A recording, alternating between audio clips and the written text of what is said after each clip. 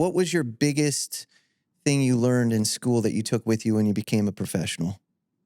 Oh man, the biggest thing I took with me prior to becoming a professional was to be a professional. I was challenged by my running back coach, Tim Spencer, to be on time, to be respectful, to be a student of the game, study the game, study the game. I should be the quarterback. I should know everything the quarterback knows, including pass routes, know what everybody's doing on the field. So therefore, I can play fast and I can play physical and I can play with knowledge and I can, see things before it happens and anticipate certain things. So those are the things that I've learned and just to be a good teammate, celebrate others, have an opportunity to play for something greater than myself. And I'll say this, like, yeah, I won the Heisman Trophy, but that's a team award. That's an era that I played in with guys like Sean Springs and Orlando Pace and uh, uh, Lorenzo Stiles, Corey Stringer, Ricky Dudley, Terry Glenn, Joey Galloway. Just that my time from 92 to 95 marks that era because I had to work my ass off to compete with them just in the drills. It was some dog days that we were just competitive and iron sharpens iron. So that award speaks to the era of men that poured into me that I had to compete against on a day-to-day basis. And that's what that represents. And, I have the award, but it speaks to the excellence, the detail, the grind that we put in day in and day out daily to get it. So again, it's about that's what I've learned once I left college to go into the NFL. Nice. Yeah, it is. All right, should we ask him about his draft day experience? Yeah, we can do the draft day experience. I'm also excited about this coaching experience that Coach George is in. We'll get there. We'll get there. Yeah, I'm excited. I can't wait. There. So you eventually do become a pro. You're drafted in the first Mhm. round, which is, to even make it to that level is already incredible. Then to get, pulled into the league in the first round is incredible. What was your overall NFL draft experience like? What were the expectations versus what actually happened?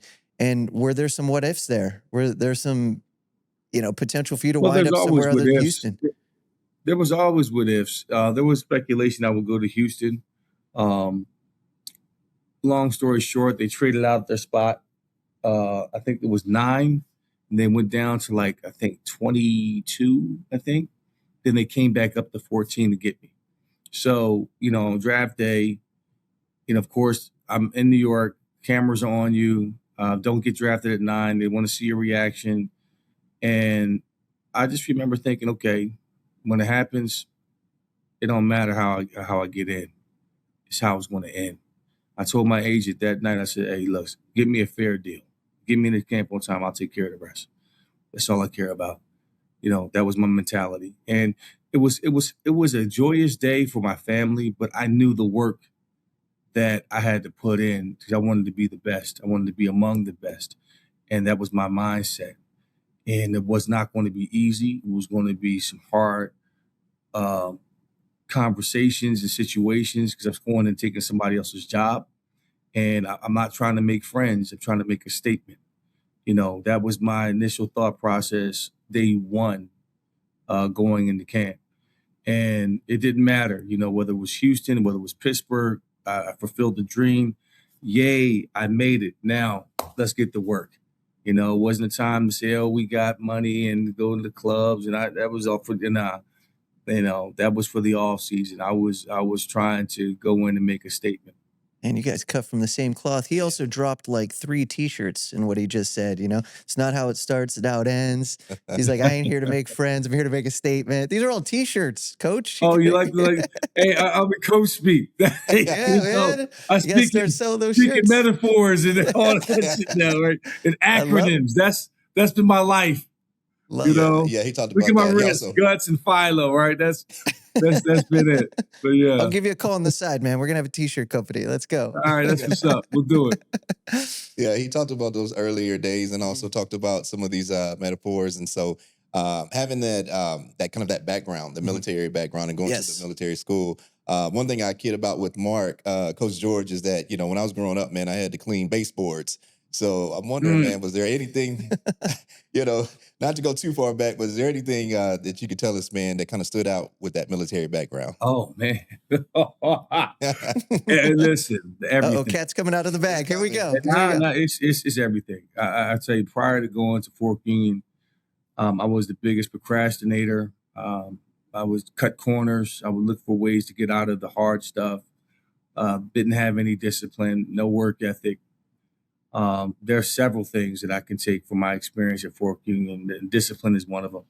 And it's truly buying into the system. Once I took ownership of the system and I allowed it to work with me, and I stopped fighting against it, because I was trying to do everything my own way, and it wasn't working.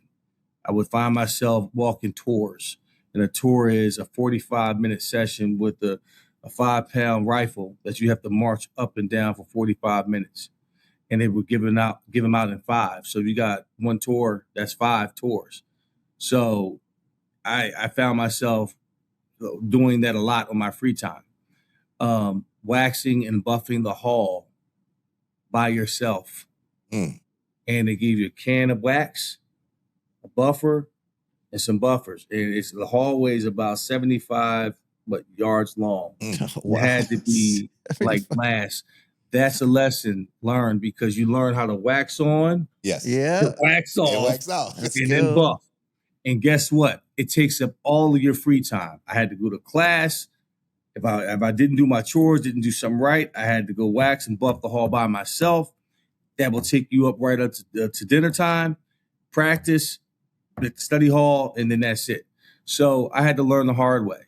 And I still go back to those lessons early in my career.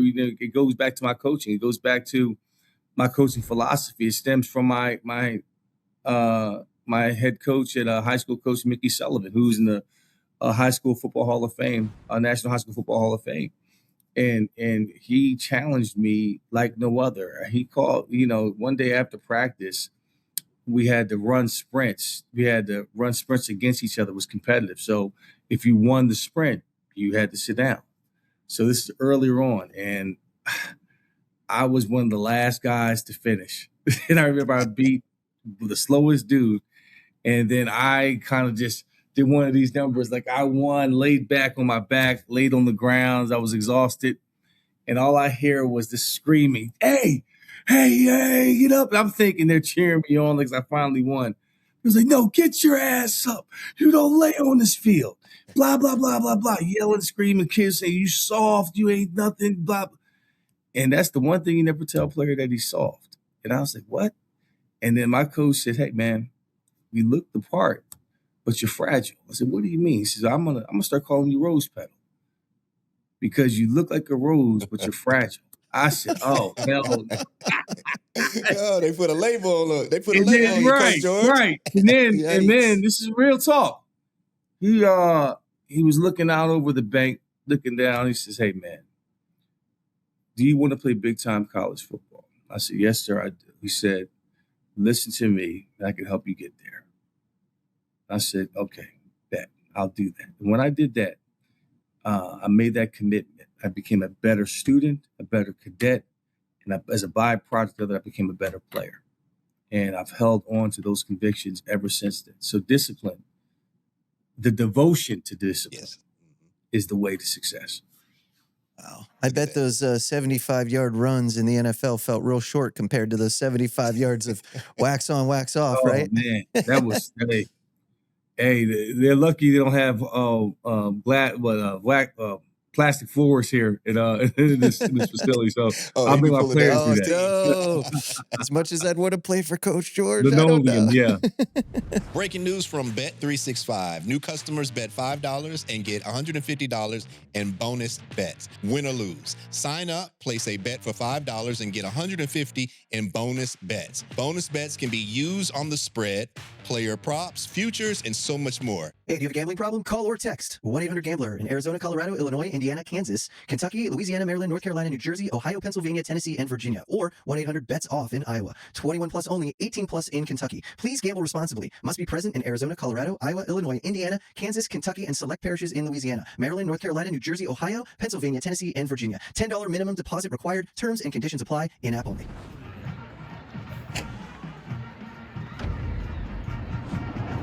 This has been a Playmaker production.